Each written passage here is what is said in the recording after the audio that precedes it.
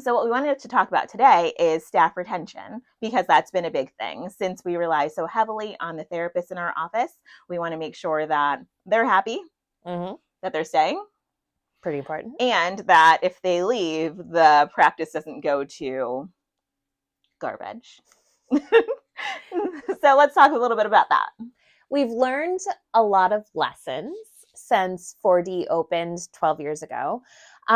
We've seen pretty much everything. We've seen it all. We've seen it all. We've had people quit during lunch.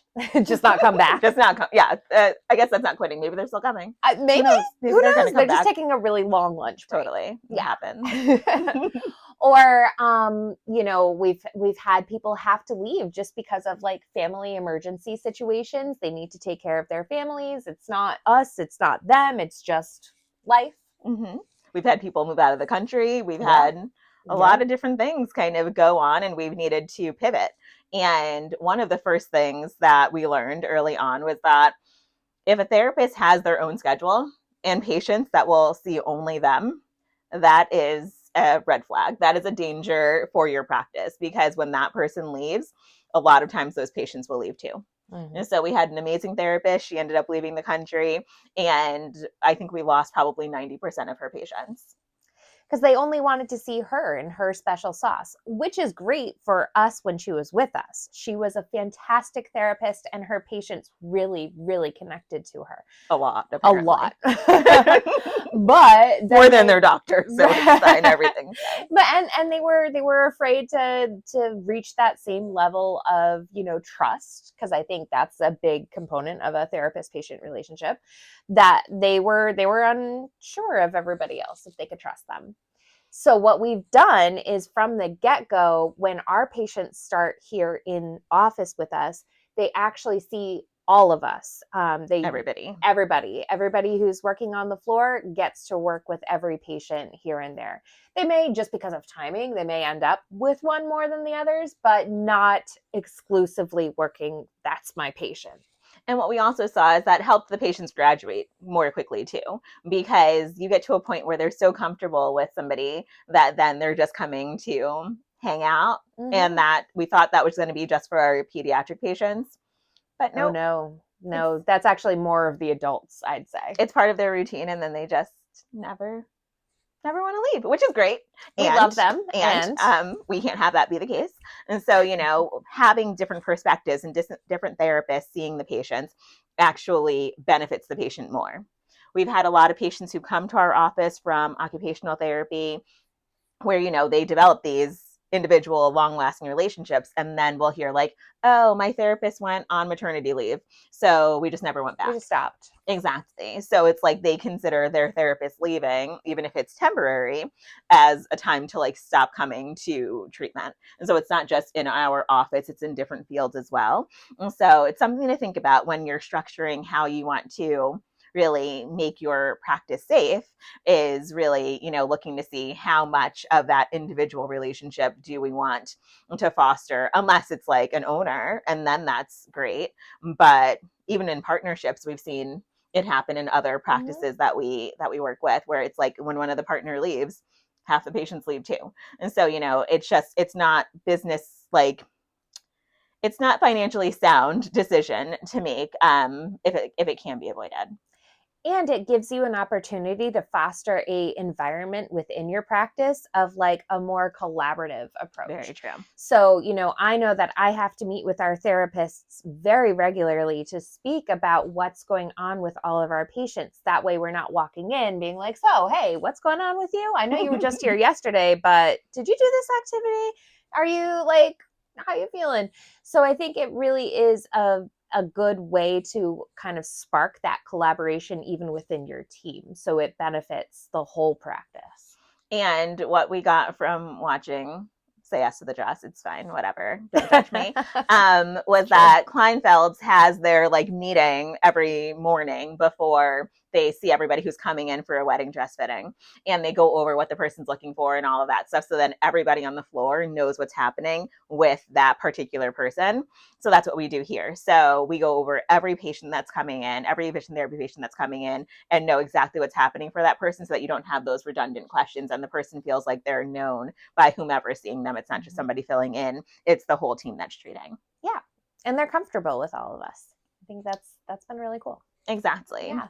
So then we also want to talk about actual retention, though. So yes, we want to be prepared if somebody leaves, and people will leave. This is, that's kind of Life. Our culture at this point. People aren't staying for their pension anymore. That's not a thing. My grandma had her pension, but I think that's probably a thing of the past. Yeah. It's very rare.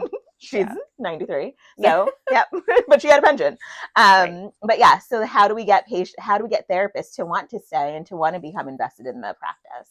Well, I think that's one thing too, right? Like what we were just talking about, having that collaborative sort of culture is really important, because they feel like they're invested. They feel like they're involved in decisions with the treatment. They feel like they're like, a key player in the team. So I think that's a big component of it. And I think that learning from each other. So I think that, if it's like the doctor is the one who knows everything and you just are technicians, then I think that makes it like you're going to be much more likely to leave. And so, because then you feel replaceable. So I think that for us, everybody knows a lot about something. And I don't know if there's one person who knows who knows it all.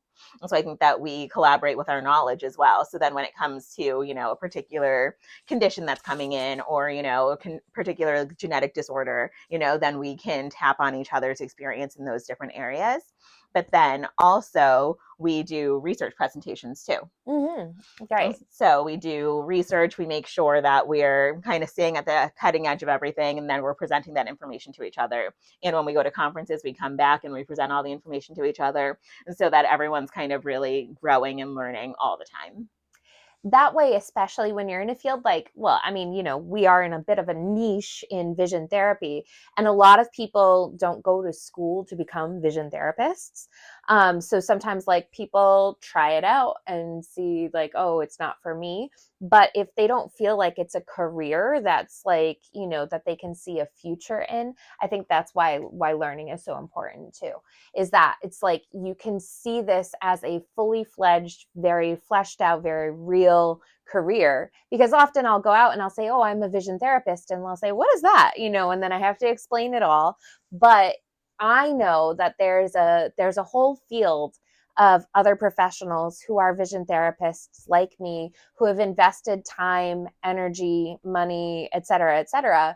If you invest in the learning and the development, not just, for your team, for your patient's benefit, but also for your therapist benefit, for your staff's benefit, because then they know that this is a career that they can stay in and they can grow in. And same for me. Like when I say I'm a behavioral optometrist, nobody knows what that means. And sometimes I switch it up. I'm like, oh, I'm a pediatric eye doctor. I like to keep them guessing as far as what I do. But at the end of the day, there are more vision therapists than there are behavioral optometrists. Yeah. And so your community is actually bigger than ours is, which is interesting. Interesting. Yeah. Yeah. Yeah. Other things that we can do for staff retention. Another thing that we've instituted in 4D is we follow what is called the 12-week year. And so it's a whole process of creating goals and being able to be very diligent in achieving the tactics. Thank you. And every 12 weeks, we also, at the end of our year, we have a day to come together as a staff to really go over what happened over the past year, 12 weeks, what went well, what didn't go well, what we need to look forward to. And also we make it a staff retreat day. Yes, it's very fun. Yeah, so we do something different. We've done an escape room. We went to room. We did a spa, a cave, a salt cave. Oh yes, that was a good one. Yeah, it's my first time. Oh, we went on a boat cruise, little local cruise. Yeah, we didn't go to the Mediterranean for that. No. We went in Connecticut. It was fun. It was so beautiful. It was lovely. But, and, you know, it doesn't have to be anything extravagant. It really can just be like, you know, at a more casual kind of time together. Like, we often come in very comfortable clothes. We do, like, you know, lounge around, make ourselves comfortable, but also get to know each other as like humans. Exactly. And I think that that's really what you want. You want to foster an environment that you want to come to for work, you know? So, Yeah. you know, our husbands and significant others are like, you know, well, it's not fair because you guys work with your best friends, or you guys like to be at Yeah. work more than you like to be at home. And it's like, why would you say that? That's, that's so not true. That's crazy. But we have a good time here. And I think Yeah. that you want to foster an environment where your staff is having a good time and also getting work done and working really hard for it. On a logistical standpoint, you know, obviously we offer like, well, not obviously, but we offer like paid time off. We have 401k, we have medical, like all of that stuff too. So benefits that make people feel like they have a real career. And Mm-hmm. so, you know, kind of pointing toward that sort of thing, because if people are treated like they're just technicians, then they just need to find the next technical job that pays $1 more an hour or something like that. And so we foster this as being a real career for our team. So when people leave, it's usually very, very sad. And also, like, we still stay in touch with everybody too. So Yeah. it's a family that we create here, you Yeah. know.